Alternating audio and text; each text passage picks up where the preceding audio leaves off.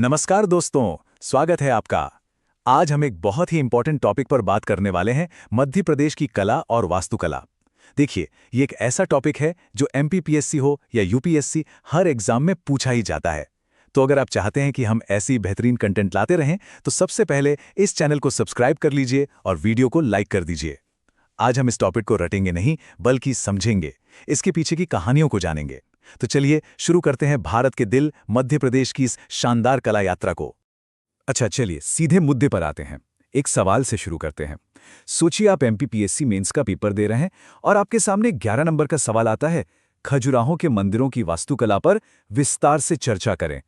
क्या आप एक ऐसा जवाब लिख पाएंगे जो आपको पूरे नंबर दिलाएं? घबराइए मत, मैं आपको यकीन दिलाता हूं, ये सेशन खत्म होते होते आप सिर्फ इस सवाल का ही नहीं, बल्कि इससे जुड़े हर मुश्किल सवाल का जवाब देने के लिए तैयार हो जाएंगे। तो चलिए अब और इंतजार नहीं करते, सबसे पहले ये समझते हैं कि आखिर मध्य प्रदेश की कला की आत्मा क्या है, इसका असली सार क्या है। देखिए, किसी भी जगह की आर्ट को समझने का सबसे अच्छा तरीका है उसके पिलर्स को समझना। और मध्य प्रदेश की कला, आप कह सकते हैं कि इन 5 मजबूत स्तंभों पर खड़ी है। पहला, इसकी प्राचीनता, मतलब हजारों साल पुरानी जड़ें। दूसरा, धार्मिक विविधता, यहाँ हर धर्म का संगम दिखता है। तीसरा, यहाँ की जनजातीय संस्कृति का गहरा प्रभाव। चौथा है प्रकृति से मिली प्रेरणा। और पांचवा, यहाँ के कारीगरों का वो लाजवाब हुनर। बस इन्हीं 5 पिलर्स को पकड़कर हम आज आगे बढ़ेंगे। तो सबसे पहले चलिए टाइम मशीन में बैठते हैं और हजारों साल पीछे चलते हैं, उस दौर में जहां हमें सभ्यता के पहले निशान मिलते हैं। हम बात कर रहे हैं प्रागैतिहासिक काल की धरोहर की। जरा सोचिए, आज से लगभग 30,000 साल पहले लोग कैसे रहते होंगे, क्या करते होंगे? इसका जवाब कहीं और नहीं बल्कि भीमबेटका की इन गुफाओं में छिपा है। ये सिर्फ चट्टानों पर बनी पेंटिंग्स नहीं हैं, ये हमारे पूर्वजों की एक टाइम कैप्सूल है। आप यहाँ देख सकते हैं कि वो शिकार कैसे करते थे, कैसे नाचते गाते थे, कैसे लड़ाइयाँ लड़ते थे। सब कुछ इन दीवारों पर मौजूद है। और हाँ, एक बात गांठ बांध लीजिए, ये एक यूनेस्को वर्ल्ड हेरिटेज साइट है। ये फैक्ट प्रीलिम्स के लिए बहुत बहुत जरूरी है। प्रागैतिहासिक काल से अब हम आगे बढ़ते हैं। अब हम उस दौर में आ गए हैं जहां बड़े बड़े साम्राज्य बने और लोगों की आस्था ने कमाल की इमारतों को जन्म दिया। ये दौर है प्राचीन और मध्यकालीन वास्तुकला का। यहां पर ना आर्ट के डेवलपमेंट में एक बहुत ही इंटरेस्टिंग मोड आता है। देखिए, एक तरफ है मौर्य और शुंग काल का सांची स्तूप। यहां पर भगवान बुद्ध की मूर्ति नहीं है, उन्हें सिंबल्स यानी प्रतीकों के रूप में दिखाया गया है, जैसे उनके पदचिन्ह या बोधि पेड़। लेकिन फिर जब गुप्त काल आता है तो उदयगिरी की गुफाओं में भगवान विष्णु का विशाल वराह अवतार देखने को मिलता है। मतलब अब भगवान का साकार रूप बनने लगा था। तो ये सिर्फ कला का बदलाव नहीं था, ये सोच का बदलाव था, सिंबॉलिज्म से डिवोशन की ओर। मध्यकाल आते आते मध्य प्रदेश की जमीन पर 3 बड़े राजवंशों का राज था। बुंदेलखंड में थे चंदेल, जिन्होंने खजुराहो के वो विश्व प्रसिद्ध मंदिर बनवाए जो आज यूनेस्को की लिस्ट में हैं। मालवा में थे परमार वंश के राजा भोज, जिन्होंने भोजपुर में दुनिया का एक सबसे बड़ा शिवलिंग स्थापित करवाया जो आज भी एक इंजीनियरिंग का अजूबा है। और बघेलखंड में कलचुरी और बघेल वंश ने अमरकंटक जैसी पवित्र जगह पर कई मंदिर बनवाए। मतलब हर वंश ने अपनी एक अलग पहचान छोड़ी। अच्छा, अब एक बहुत जरूरी कॉन्सेप्ट समझते हैं, मंदिर बनाने के स्टाइल्स। मध्य प्रदेश में आपको ज्यादातर मंदिर नागर शैली यानी नॉर्थ इंडियन स्टाइल में मिलेंगे। इसकी पहचान क्या है? इसका शिखर जो ऊपर की तरफ जाते हुए कर्व लेता है, बिल्कुल एक पर्वत की चोटी की तरह। खजुराहो का कंदरिया महादेव मंदिर इसका बेस्ट एग्जाम्पल है। हाँ, यहाँ द्रविड़ या वेसर स्टाइल ज्यादा नहीं है, लेकिन एक एक्सेप्शन है जो एग्जाम में पूछा जा सकता है। ग्वालियर किले में जो तेली का मंदिर है, उसमें आपको साउथ इंडियन स्टाइल की झलक मिलेगी। इसे जरूर याद रखिएगा। मध्यकाल के बाद अब मध्य प्रदेश की वास्तुकला में एक नया चैप्टर जुड़ता है, इस्लामिक आर्किटेक्चर का। इसके साथ ही बने बड़े बड़े और मजबूत किले। ये एक ऐसा दौर था जहां ताकत और खूबसूरती का एक नया फ्यूजन देखने को मिला। इस नए दौर का सबसे शानदार उदाहरण है मांडू, जिसे सिटी ऑफ जॉय भी कहते हैं। यहाँ की इमारतें सिर्फ पत्थर और चूने की नहीं हैं, इनमें रानी रूपमती और बाज बहादुर के प्यार की कहानियां बसी हैं। और हाँ, मेंस के लिए एक पॉइंट नोट कर लीजिए, मांडू का वाटर मैनेजमेंट सिस्टम उस जमाने की इंजीनियरिंग का ये एक बेहतरीन नमूना है। इसके अलावा भोपाल की ताजुल मस्जिद को देखिए, क्या शानदार इस्लामिक आर्किटेक्चर है। और ग्वालियर और ओरछा के किलों को तो भूल ही नहीं सकते। ये सिर्फ किले नहीं थे, ये राजपूत और मुगल स्टाइल के मिलने का सबूत है।